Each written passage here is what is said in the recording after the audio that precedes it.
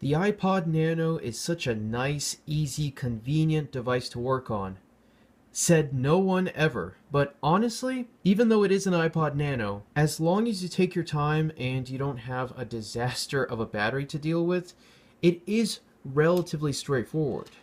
That being said, it is not as easy as like removing the battery from an iPhone 4 or even just like a standard iPod. But after having iPods like this for years, and I do mean literal years at this point, the entire time I was just hoping, please don't turn into a battery disaster, I decided now is as good a time as any to finally see how these are disassembled, work on them, remove the battery, and try to do like a no battery modification. Basically just remove the battery and see if it'll still work. Now I'm pretty sure that these will work under just USB power because it's an iPod, and if it has no battery, that means I can keep it permanently plugged in and have it like a local media player device without any risk of battery issues because there's no battery to worry about. And the reason why I chose this one as the first one to try out is because we have a backup one right here. And as far as I remember, pretty much all the iPod Nano second generations that I have, with the exception of this one,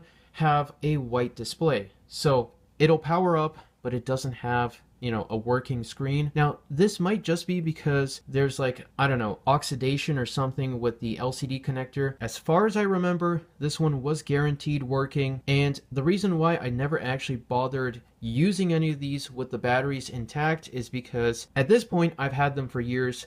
Prior to having these, I don't know how long they've been sitting around, and I really don't want to risk making it more complicated for myself because, again, I'd rather use this with no battery compared to have a disaster boom moment to deal with. And I do really enjoy the iPod lineup because I've used the 6th generation here, and it's a fantastic iPod to use. This one actually works great, and I know the battery is in great shape because I've had this one for a very long time. These, on the other hand, I'd rather be safe than sorry, and like I said, because of the white screen issue on most of these, I chose this one as a learning experience to see how it's disassembled. And even though there's a lot of discussion online as to how these are terrible to work on, which I completely get, as long as you don't have a terrible battery to deal with and you take your time, it is possible to disassemble these. Again, I'm not saying it's easy, and the only reason why I'm doing this now is because I actually have proper tools to disassemble this, and I have a bit more experience in terms of working on batteries, especially like failed batteries with iPhones, and in general just disassembling iPhones. Now these are of course not exactly an apple to apple comparison because the iPod Nano here has a completely different construction compared to, say, like an iPhone 4 or even an iPhone 3GS. But it's only because I've been working on those devices that I now feel a bit more able to work on these. Every single disassembly that I saw, I was like, why is this headphone jack the way it is? Well, this is actually part of the click wheel assembly, and this stays inside because it's actually like glued into the housing. Now, I believe it is possible to remove, but if you don't have to remove it, then you don't need to remove it. This iPod aside, it's basically identical to this one. This one's actually in better condition, and like I said, it has a working LCD, so it's going to take the least amount of time in terms of troubleshooting to see, is it possible to fix the white screen issue, or is it going to need a new LCD? So like I said, this one was more for practice. I did this off camera, but for this one, we're going to disassemble this, see if it's possible to get rid of that battery. Now, I will say I don't have any way of desoldering the battery connection itself, which is, I know. I have all of these parts and like, the hardware, the iFixit toolkit, and everything else to disassemble it, but I don't have any way of desoldering it. What I'm going to do is I'm just going to see if I can basically cut the wires and apply some Kapton tape. Yeah, it's going to be kind of a, I guess, janky solution, but hey, a working iPod is better than an iPod with an expanded battery, right? So we're going to move these off to the side, and the other difficult part about these iPods is, of course, the ribbon cable. Now, I've worked on other ribbon cables in the past, especially with my HDV Sony Handycam, so I do know that while they can be easy to tear, they are also surprisingly durable. So Again, as long as you're careful, it should be just fine. And also, I thought that this actually had like some battery swelling because there's like kind of a darker spot on the LCD, but the battery itself isn't damaged on this model. As you can see, it's still in okay condition. But anyways, let's focus on the other pink one here and see if we can get it up and running. So with the iPod Nano here, you have to remove the two plastic covers, the bottom one here for the 30-pin and headphone jack, and the top one here. Now I'm going to put this in the locked position, and with this, because there is no visible screws or anything, you just have to pry this out. It's held on with adhesive. Yeah, there's a decent amount of adhesive within this. There are also screws that you can remove, which is exactly how you get this out of the iPod. Now you can use one of these plastic tools to pry it out. You can also use a metal tool. So it is entirely possible to use it with these picks here, but you just have to be super careful with this so you don't break it. Now, I guess I do technically have a backup part now because we have the other iPod disassembled. Even though it is possible to work with this, if you have like an X-Acto knife or something that can easily go in between here, it can be a lot easier to pry this part up. And once you have enough space to work with it, you can just slightly pry it out. You could also use the dedicated iPod opening tool. You can use the plastic tool to carefully pry up the rest of the bezel, and just like that, it'll detach itself from the iPod. And now you just got to do the other side. And even though we do have the ribbon cable here, it is not like directly attached to this plastic piece, so we don't have to worry about that just yet. But there we have the hold switch, or at least the hold switch cover. The real switch is right underneath here, but with that removed, we are one step closer to disassembling this. So now we have two visible screws here at the top, as well as one down here and another one for the headphone jack. Now this one is slightly larger compared to the rest. Now this is not intended to be a full tutorial, it's more of my iPod disassembling journey. You also want to be careful with these because you can easily strip out the screw if you try to remove it too quickly or something. Now the headphone jack is an interesting assembly because, like I said, it's part of the click wheel, and you do actually have to remove it from the housing because there's another screw underneath this, and we might as well get these out of the way as well. I guess the one advantage here is that they don't have any like pentalobe or tri-wing screwdrivers. It's all just Phillips. Now with this, you basically just have to slowly pry up the headphone jack. Now it seemed easier on the other iPod. It could also be just because I have a tripod in front here. So with the headphone jack out of the iPod, you also have to be careful with this because the ribbon cable is right there, but there is just enough slack to get this out of the iPod. Now it's not super easy to see within the iPod itself, but on the other board here, we have a connector right here, and you basically just have to detach this while it's still inside the iPod. Otherwise, it will basically tear and you will lose like half of the functionality here. So we need to detach that, but after that, as long as your battery is easy enough to work with, you should be able to just push out the entire iPod. So with the cable disconnected, we still have that one last screw that you could probably just barely see, but it's right underneath the headphone jack. You want to be careful with this so it doesn't get destroyed, because otherwise this is going to be basically impossible to disassemble. Now you could remove this metal cover which is around the 30-pin connector, but you can also get by without removing it. On this one here, it's still in place, and there's multiple different ways you can remove this. You could have like a pair of tweezers on the outside of the 30-pin connector. You can also use the metal tool here and just push the iPod. And again, you don't need to be in a rush. This needs to be done pretty carefully. This is not going to move the headphone jack itself, but if you feel that there is like some kind of resistance, it's best to just stop and see if it is actually disconnected. And just like that, we now have a second disassembled iPod Nano. So like I said, I'm basically just gonna remove the battery and see if it's gonna work. So this one actually has an Apple part number, which is pretty cool to see. And as with the iPhone batteries that I've removed in the past, obviously that have also failed, I've saved the BMS boards on that, so I'll try to save it on this one as well because, well, it's right there. But now we have to detach the LCD from like this mid-frame type of thing where it's also held in with the battery. Like I said, this is not a tutorial. I'm just sharing my experience with the disassembly of my iPod here. I've worked with batteries before in the past, but if you've never worked on any of these devices before and you have no idea what to do, then it's best to take it to someone who knows what they're doing. You want to be careful of these batteries. So I got the LCD detached. I was using this and it wasn't moving even though it was detached from the battery. And that's when I realized, oh, there's like a metal frame that is both attached to the display and the battery. So opening up the iPod itself is half the battle. Removing the battery itself is the other half, because even though it doesn't seem like it, this actually took a while to remove in terms of detaching the adhesive here. But we do now have the battery at least in a state where we can remove it. Now what I'm going to do is I'm actually going to remove it from the BMS directly. Why? Because science. Okay. I was not expecting to see this, but I guess it does make sense. Now, obviously, the battery itself hasn't failed in terms of it being a spicy pillow, but when I removed the tape on the BMS board here, you can see that there's actually some corrosion.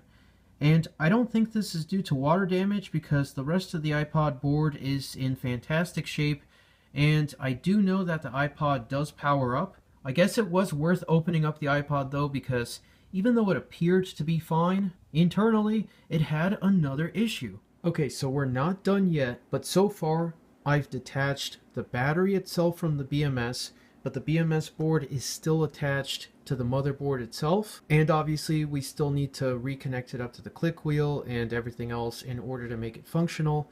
And as for the BMS board, it's not touching anything because I've wrapped it with Kapton tape, but check this out. It actually works. So it'll take a second for the backlight to start up, but there is an Apple logo. I mean, how awesome is that? And there it is.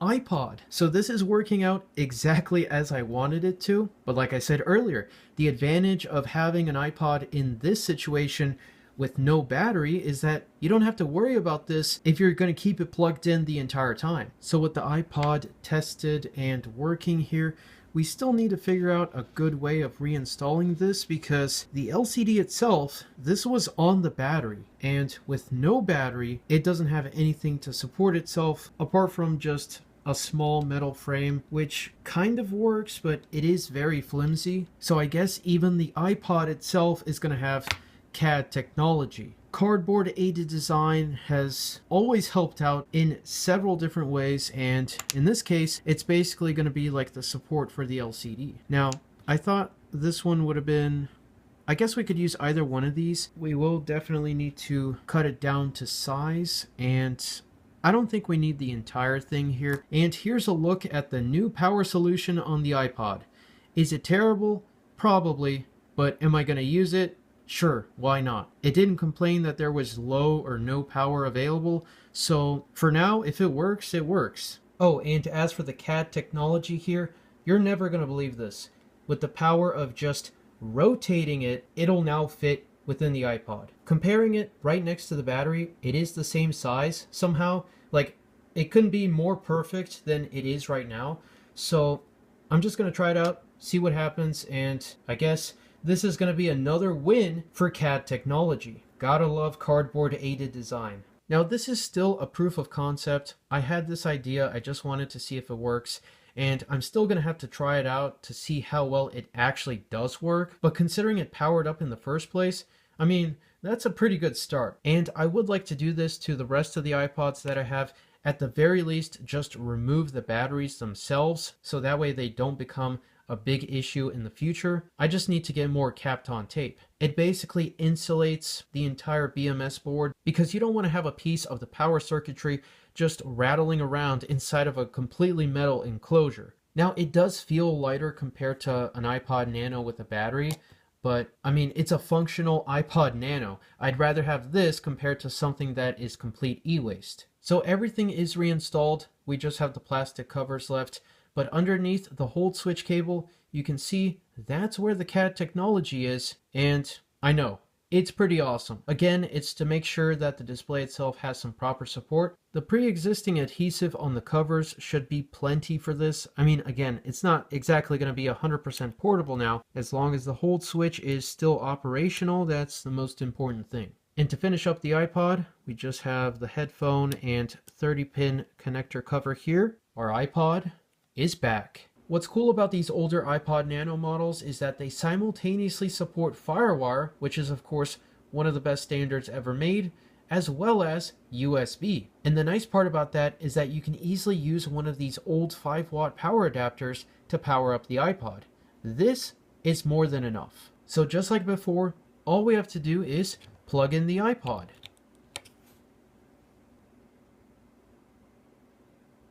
Nice! It's actually crazy to think that I've had these iPod models for so long, and I've never actually been really able to make use of them until now. We have the wonderful Aqua interface here because this is, what, 2006? So 2007 was the 3rd gen, and then 2008 was the 4th. So yeah, this is still within the era of 10.4 Tiger, and it's basically just going to permanently say that it's plugged in. It's not really going to charge because there's nothing to charge. All that's left to do is put some music on this. So the iPod is connected up to the Mac Pro. It says, "Do not disconnect." And iTunes says, "Welcome to your new iPod." And even though it doesn't have our specific model within the photo here, the shuffle is actually the same color. And within macOS itself, we have an awesome icon for the iPod because you can also use this as a flash drive. So I guess there's always that functionality as well because, I mean, you don't need a battery to use it as a flash drive. Now, even though this isn't like a newer version where it supports videos, because it does have the backlit color LCD, you can put photos on this. So it's working, which is awesome. Now you can also just barely see this. The backlight is not powered on, which makes sense to save on like the amount of power it uses, but it has a loading indicator wheel here. Now one of the downsides is that obviously if you're going to move this around, you always have to wait for this to power up, but it only takes like a couple of seconds and it's back up and running. So it's a small price to pay for a working iPod. Now I don't know much about this Aqua style interface for the older iPods here, but I do know that it looks awesome. As we saw, it does have photo functionality. And as for the music here, even though it doesn't directly show the album artwork, the reason why I chose Michael Gray here is because Analog is On has album artwork which matches this iPod here. So I believe, let's see, yeah, there it is.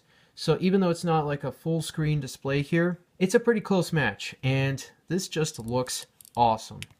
We have this wonderful Aqua user interface, and now this is smooth. This is fast, responsive, it just works. And even though we don't have a hard drive sound of like a normal iPod or later on the iPod Classics, the advantage here is that it's flash storage, and even though it's only 4 gigabytes, you can still put a decent amount of songs on here.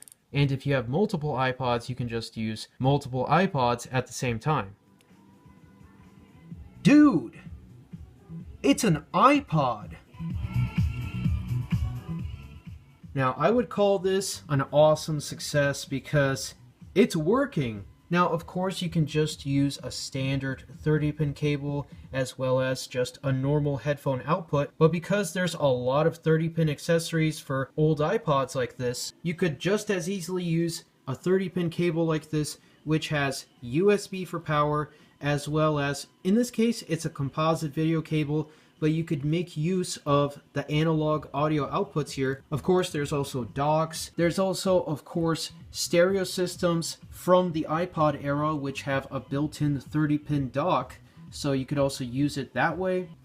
There's just a lot of potential with these older iPods, and I'm glad that I have at least one of them up and running now.